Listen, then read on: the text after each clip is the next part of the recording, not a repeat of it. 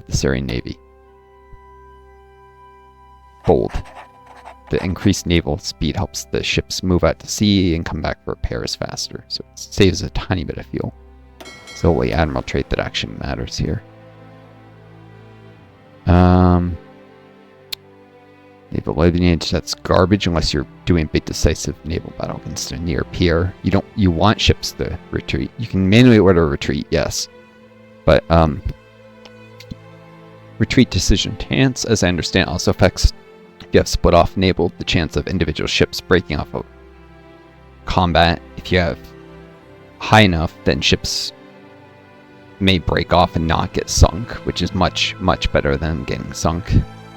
Because among other things, it doesn't cost resources to repair a ship. Building a new one costs steel. So, when you're as short as steel as I am, retreat decision chance is a good thing.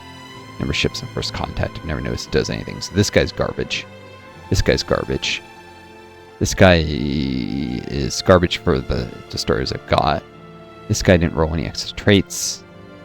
So this is my best admiral, and this is my second best. Khalid being Muhammad. Umar being Camille. So these two, they'll probably, if there's any naval combat, maybe one will reach level 2 and roll the signal training bonuses. Probably, I wouldn't use destroyers though, I'd use subs for that. Because that's the only thing that stands a chance of not dying horribly. With the American Navy being so powerful.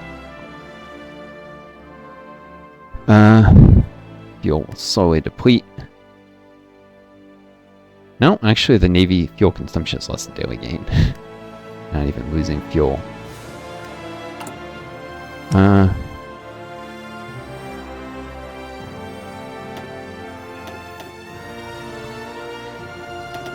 Or 1, actually, because of the last dockyard being the least productive on the convoy, so if multiple stories need repairs. And actually, I don't need them to come back for repairs when they were barely damaged. No, put it repair priority low, so spend more time at sea. Very small chance one of them might sink in an accident, but the repair priority is on low. And for a destroyer with low health, I think medium is the... Well, wait, you need medium or high to ensure nothing gets damaged enough to sink in a training accident, if I'm not mistaken. Or maybe it can only go to 1 HP and not sink, I don't know. Never. Don't have enough destroyers to even drain my fuel. I produce more, but, you know, other things with the tech. Oh yeah, so I was talking about recon companies into I could do trucks. Produce some trucks. Logistics penalties are hurting my units. Not very badly, but some.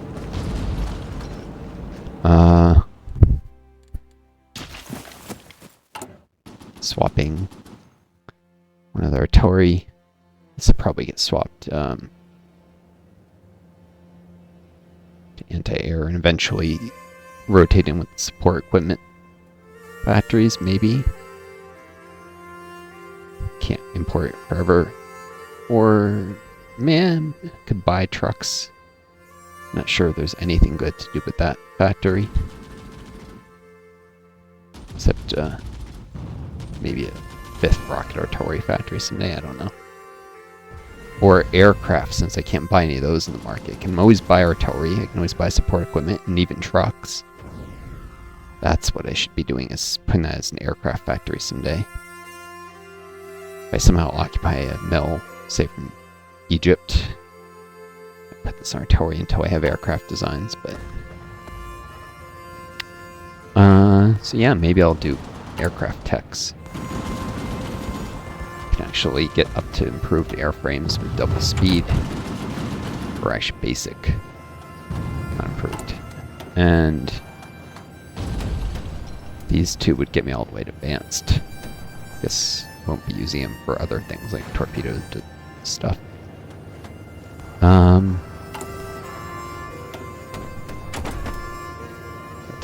this far, it'd probably be 44 anyways, but maybe not. Ahead of time stuff guarantees they can get advanced small airframes without time penalties regardless. Airframe is probably the most important component because that's range, base agility, like even more important than the engines. Defense. Though it does use more resources, so maybe I will go to improved. I think I can put one of the bonuses into engines. I need engines 1 to even build aircraft, I think. And I probably want to get engines 3 or 2 at least. For less speed penalties. But yeah, producing some of my own casts someday. If I last long enough. I mean, a lot of these enemy aircraft are like biplanes. They'll have a hard time catching modern fast casts. Some of them are, let's see. Barry, Gordon, Saab, Hector. Yeah, some of these are definitely beginner war biplane. American biplanes. Some of them are more modern. Saab? Or the Saab ones be produced? I don't know.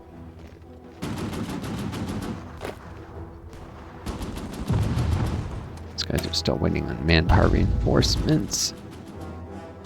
Eventually I need women in the workforce. My manpower is slowly depleting. The weekly bonuses of manpower just about make up for decreasing percentage, which actually, it's going to hit 2% and stop going down, so I'll be fine. I know we need the women in the workforce. It does hurt stability by 5%, so the only nations that can avoid the stability penalty are the US and Canada. They have special events that remove the stability debuff. Rosie the Orbiter or whatever. So if I was one of those nations, I wouldn't care. But if I don't need the manpower, can't get more divisions here. There's no reason to run that. Instead, the political power can be used to give the one guy who can get medals. A medal, maybe I'll promote a general with a little XP that way. Out of the Syrian theater. This Mountaineer division, they can receive the medal. But it costs 30. Political power. Red Star, division recovery rate, organization, or HP. This will reduce losses for what little I might fight. Palestinian army. Probably not at all. Probably the hero of the revolution. Brigadier Mustafa Ibn Ahmad will get the hero of the revolution medal. It's only available communist generics, or actually I think it's available more than just generics, but it's only available in certain communist nations. That medal. It's a good medal. Hit points are important for reducing manpower losses. Helps go against the communist human wave offensive nonsense.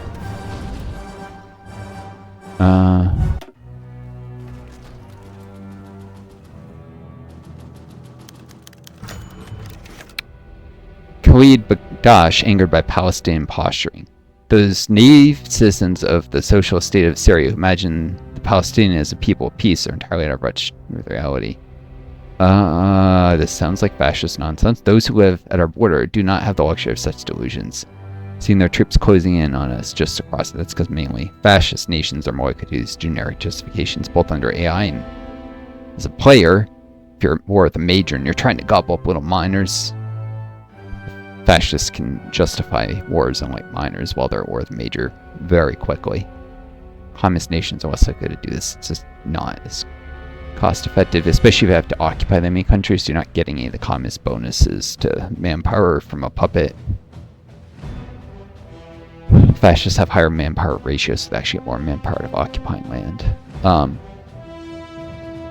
Anyways, this is a threat we cannot leave unanswered. With every passing day, the free mandate of Palestine is preparing for war. It would be madness for us not to do the same. Palestinian military presence close to our territory, that does exist, has sparked increased concern as this nation appears more and more to be the enemy of the Syrian Communist Party.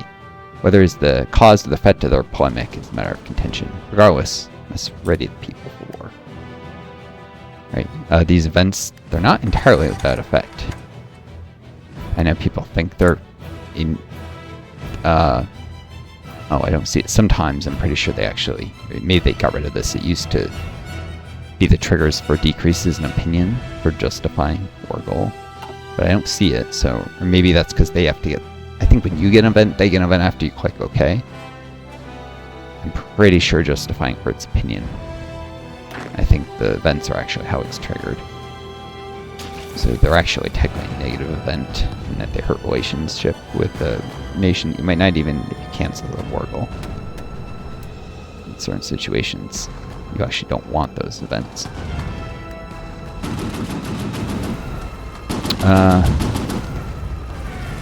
Down to 72% supplies. Yeah, I definitely need trucks and more trains. Anyone selling trains? Besides the Brits? Latvia. Okay, I'll buy the Latvian trains next. After I'm done with these anti-aircraft purchases. November 13th. Start buying trains from Latvia. Trains, trucks, I'll just keep buying stuff. Producing it myself makes very little sense when I'm running such a steel storage. And it's hard to buy any steel. Buying some from Romania. If I try and buy it overseas, it'll just, the convoys will get sunk. I can buy a little from France and Serbia, too. But always 6 of each. Maybe even 5. It says 6, but it'll sometimes only be 5. Making the purchase less cost effective than normal.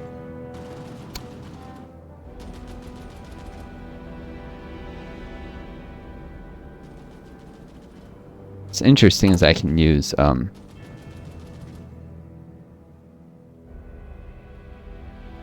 factories that got in war reparations to actually buy equipment. So yeah, I am getting some benefit from those puppets beyond just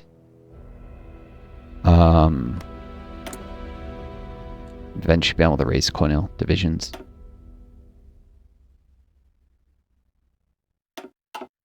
They went straight to scraping the barrel when I declared war on them because they had the political power to jump.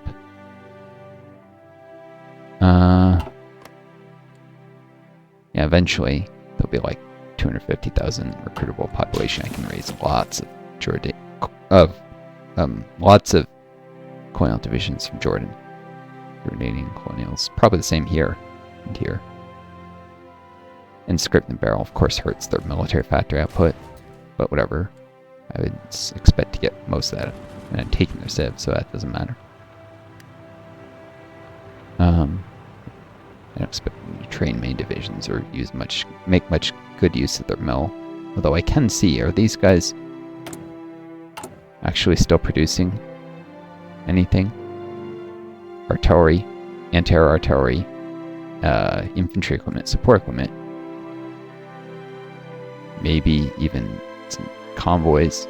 Yeah. Because they don't have the steel, it's a very slow production, but yeah. So I could get the stuff from them if I did one lease, it would increase their autonomy, but...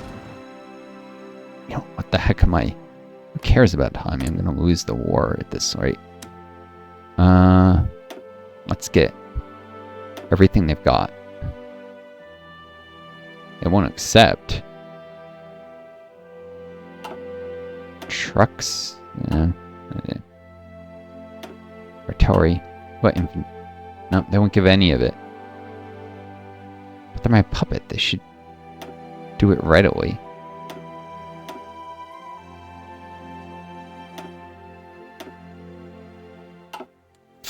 Okay.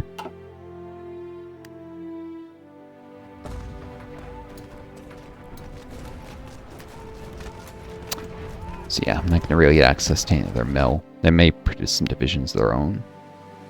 Which I can request is... Can you request expeditionaries if you're not the faction leader, but they're your puppet? Maybe. No. Send... Oh wait, yeah, you can request forces. Yeah, so I can take control of whatever... They won't necessarily have the same bonuses I do, but they'll have something. I keep scrolling this. You guys are probably hating it. Let's see what they got. Army Defense Chief, actually better for attacking with artillery. And artillery chief, just like me. Attrition, same. Sub-detection chief of the army. And air training. Yeah, useless. Especially stupid is street by street barrage. They went deep battle. They could have done this and got more manpower, but they still get a last defensive blitz. Breakthrough, a very important offensive tactic, backhand blow. In some ways, tactically, the left side of mass assault is better than grand battle plan. Especially fast-moving fronts. Though you won't get the extra command power, so I'd say it's grand battle plans in planning it state still better offensively. Good if supplies are limited, and it does give higher reinforce rate bonuses, I think. Still, right side would have given them recruitable pops. Extra 50,000 men. Guess it won't matter. It won't burn through 250,000 manpower from them anytime soon.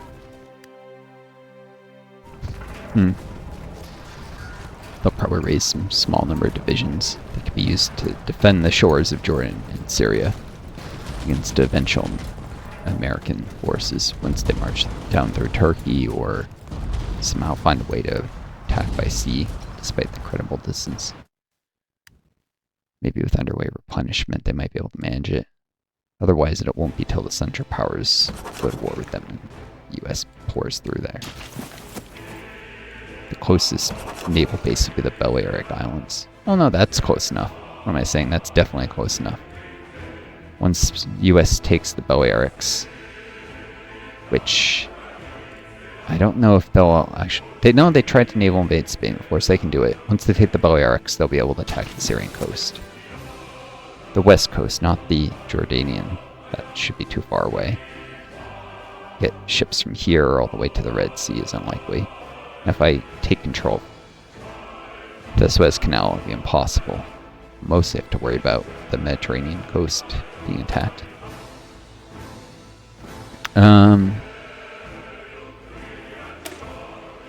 Could promote this guy.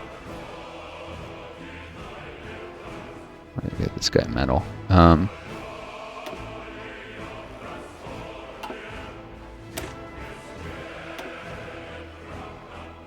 Could give 2 medals and still promote someone that wouldn't even have leveled up.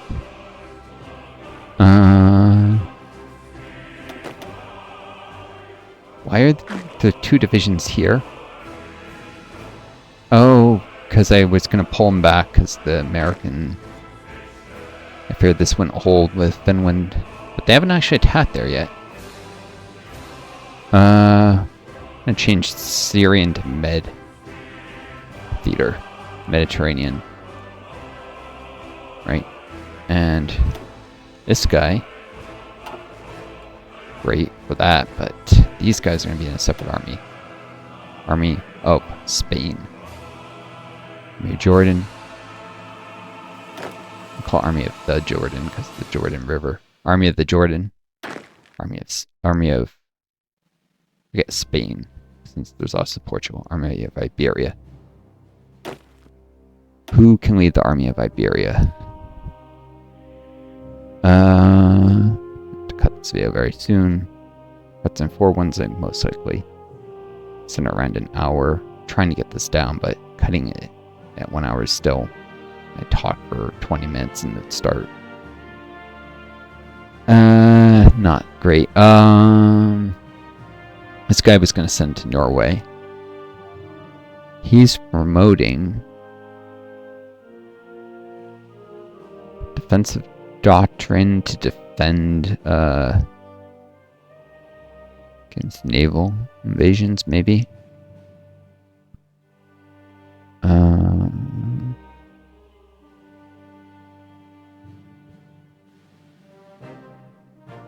Yeah, if I get elastic defense someday. With all the puppet manpower, I should probably just make my way down to mechanized defensive for the last defense tactic. especially when this increases the odds of rolling it. And then the defensive doctrine in generals will actually be useful. So the place that they were looking at invading here, though, was through the Bay of Biscay. Americans have enough naval supremacy there. The only sea zone, I guess, they can reach from their current naval bases. So they'll probably land not just at Oviedo, but Oviedo and next to it. They could also Bilbao's Basque Country. Basically, the AI isn't smart enough to defend the two neighboring provinces to Oviedo, but they will come under attack. Make sure that the Americans don't get an unopposed naval landing. They'll have to fight their way on the beaches. And then once they win, presumably against such a small, under-equipped division, then they'll still have to fight into Oviedo itself. Or suffer a counterattack, probably. Which is where they might lose. People like to talk about, oh, leave ports undefended, enemies attack and move all these divisions in. No, leave your ports lightly defended, but heavily enough the enemy will suffer far more casualties than you do and delay their landing. They'll still take the port. Then later a counterattack can squish them. And, don't give them an inch of ground without making them fight for it. If you put the right number of troops, it's not only less of an exploit, it's not an exploit anymore, you just lightly defend your ports, because you can't afford to not defend them heavier. A lot of times, put as many men on the other fronts as possible.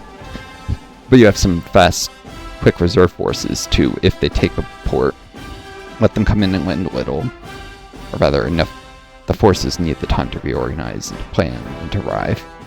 So they'll already have made their way inland with some light resistance, and then you squish them. That's your best bet. And then having actual resistance, you can slow down, have more time for the reserves to arrive. Start moving the reserves in as soon as the beach is under attack, is at the first sign, actually. If, it tells you usually just a bit before the landing, when the landing ships are spotted. So from the first spotting of enemy landing craft, you move the reserves there. And you just have a few central reserves that can service a whole lot of ports. It's less resources to have some light tanks or even just motorized that can hurry to the beaches than to defend every port strongly. But yeah, these guys will delay any landings here and here, where the Americans will tend to land.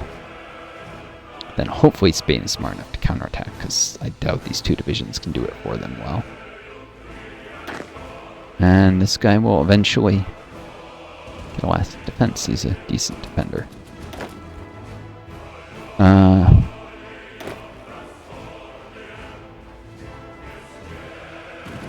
This general displays skill will eventually be replaced with unyielding defender guy. We'll also grab defensive doctrine at level 2. So we can roll last defense. When I have the army XP, or maybe I'll just give defensive doctrine for the extra attack. No. Rolling last defense at level 2 instead of level 3 is probably better. Not gonna use this guy that much, I don't think. This guy, we'll see what he rolls for stats. Maybe I will. Give him a medal as the point. Something. Make him better.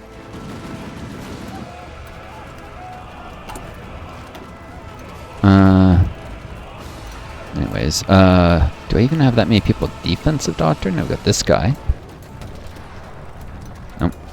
And this.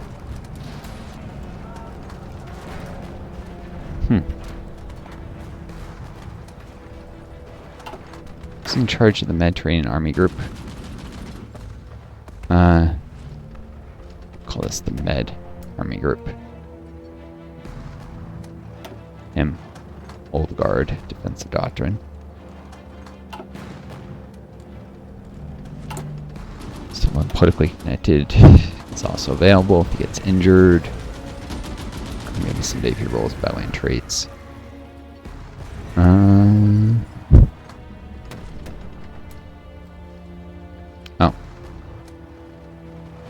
Harsh leader.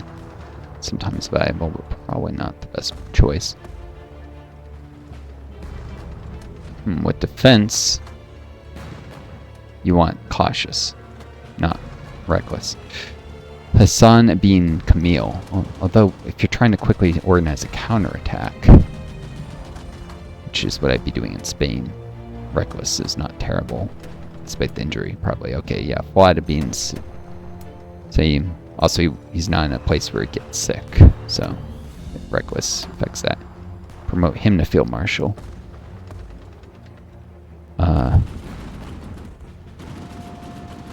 If this guy rolls poorly on level up or something, they'll rotate this reckless but career officer. Where is he?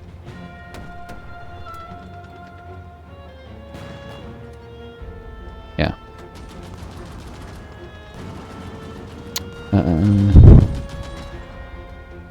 Most uses.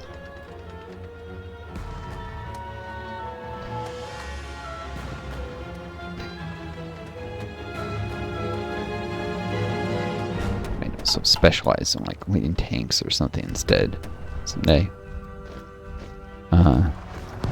Build a motorized cavalry officer. Alright. Enough talk. More gaming, right? It's getting very cold in October already. People are finishing their cold acclimatization they didn't finish last season. Extra artillery crews have reduced rating for a lot of divisions, so these are all maxed up here.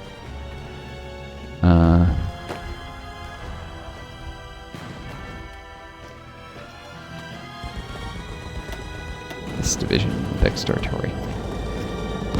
This artillery division, and they're finishing. So some benefit to it being cold. Very cold. Also reduces enemy attack. Break through if they attack in the cold. And increases attrition, which can also happen due to like snow and stuff, so. Or blizzards. Both snow on the ground and that snowing, or I don't remember snowing have a strong debuff, but blizzard does. So cold, snow on the ground, blizzards, all that stuff, cold acclimatization helps with. There's actually, people don't always learn all the details in this game. There's really 3 aspects to winter weather. There's snowpack, which is snow and deep snow. There's snow falling from the sky, which is snowing or blizzard. And then there's cold, which is very cold or extremely cold. Whereas heat is just one modifier, very hot or extremely hot. Cold has 3 different levels to it. Because, you know, it can be extremely cold, but there's no snowpack. It gets like that actually parts of the US in the winter sometimes, some years. And it can actually not be that cold, but there can be tons of deep snow falling. These have different effects. Like the deep snow increases increases entrenchment speed a little. Helps the defenders one way. A different way is, you know, cold. This is gonna be a breakthrough. Okay, looks like they're preparing another attack. I doubt. It doesn't look like they're messing with these mounds anymore.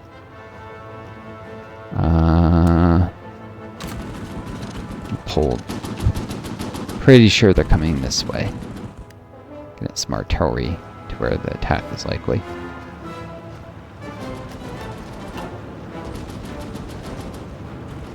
Here. This is the Hell Province, but they may be attacking this province, of course.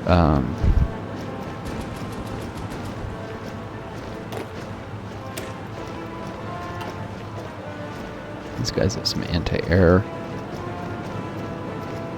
Not even fully cold acclimatized, though.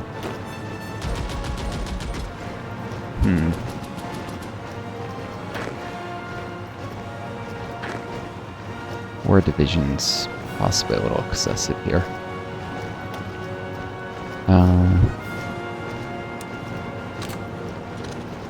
Put another division here.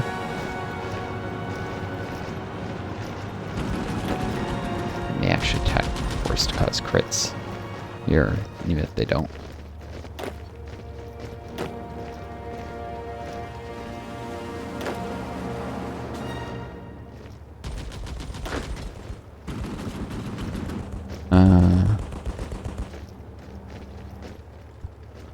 Maybe I can attack them while they're moving around. Delay the inevitable attack. Tiny bit. No, that just lose entrenchment. That'd be dumb.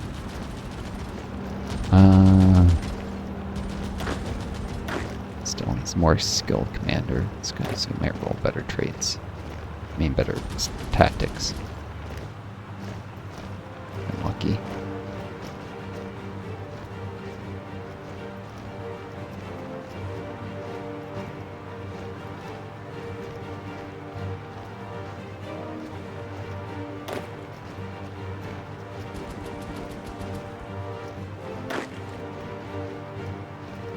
Doubt this is going to be under attack soon.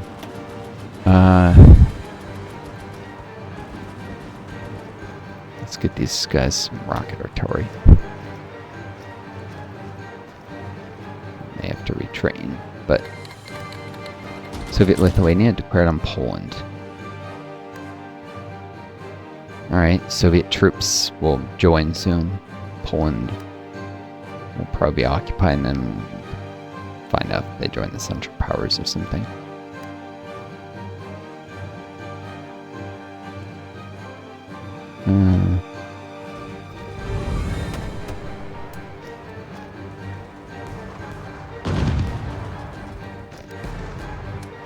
My artillery, which mostly rocket artillery, but it still uses the same icon for rocket and stern.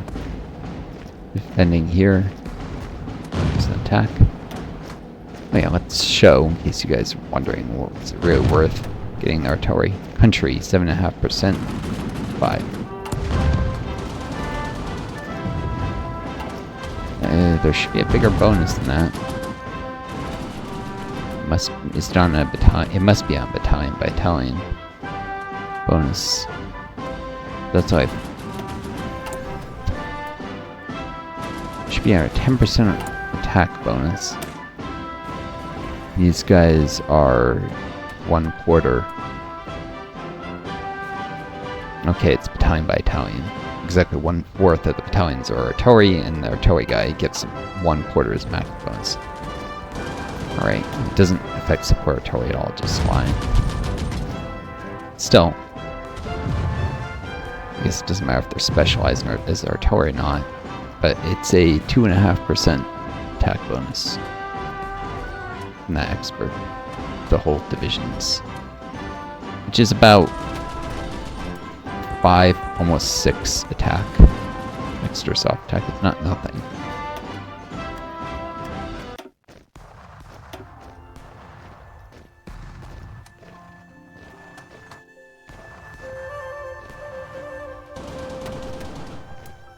I'll fight to 209% because these are multiplicative on each other. So actually,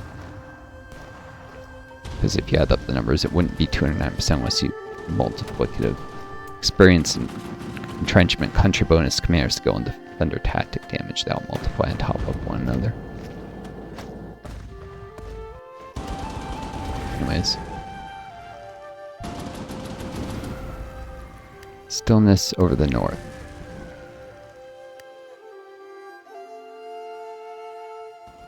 That's a nice song.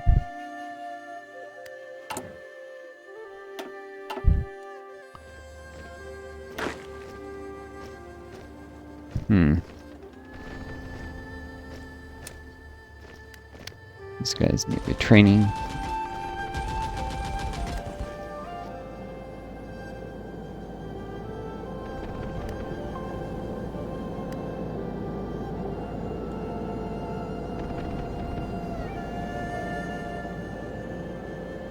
Adding more artillery. Front. It's more manpower efficient. The dawn of the Asian Confederation. Even Queen China, famed for her faith in the strength and superiority of its people and nations, not beyond forming alliances with those they respect.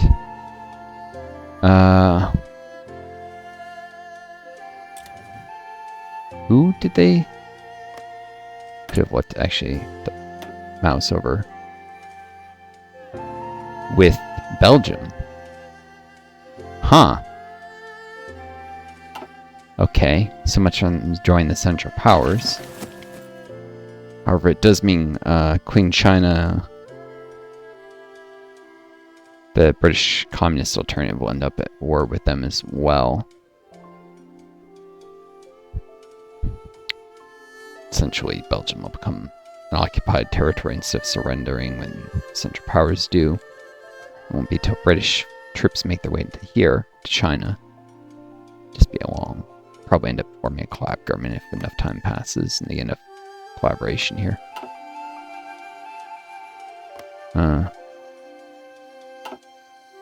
Cool.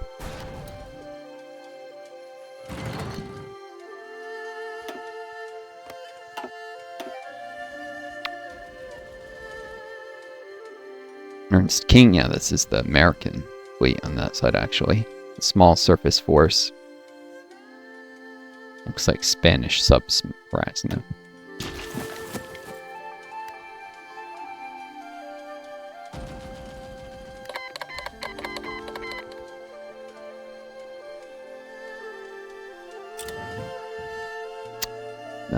That's misleading. What it's basically saying is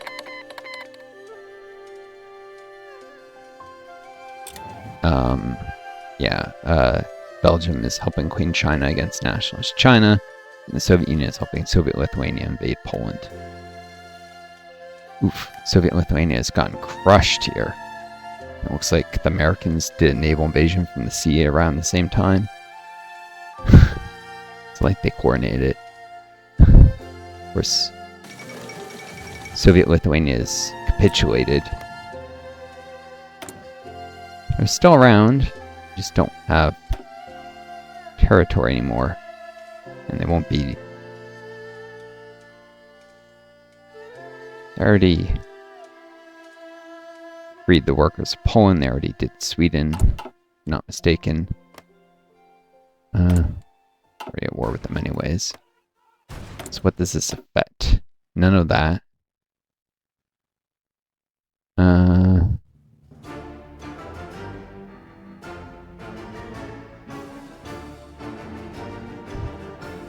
might have had industrial focuses remaining or something, which they can't do. Even when they get their capital back, there's the government exile mechanics. So if you have a democratic faction leader, you can get your stream locked again. But yeah, so much for any more industrial development with Lithuania, if there was anything left.